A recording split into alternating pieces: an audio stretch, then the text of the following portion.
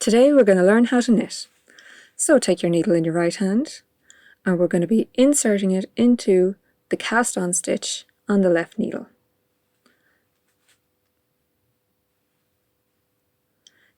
Just like with the cast on, we're going to be wrapping the yarn around the needle at the back and pulling up a loop. This time we'll be slipping that stitch off the left needle. Insert your needle into the next stitch, wrap around, pull your loop up and then slip it off the left needle. You can see that I like to use my thumb to guide the needle and my index finger on my left hand to help push the needle out. I do find that cast on stitches can be quite tight, so don't be afraid to use your other fingers to help you. So let's keep knitting into our cast on stitches. Inserting our needle, wrap around, pull up our loop and slip the stitch off.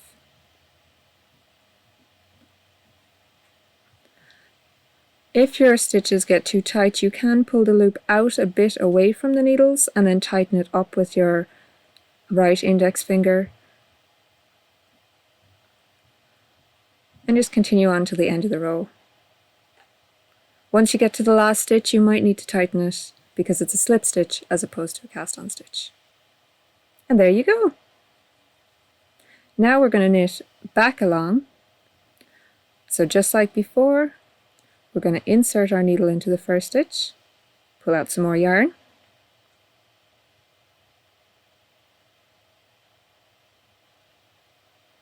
wrap around, and pull the stitch off. And that's how you knit. So you just keep going like that for as many rows as you need.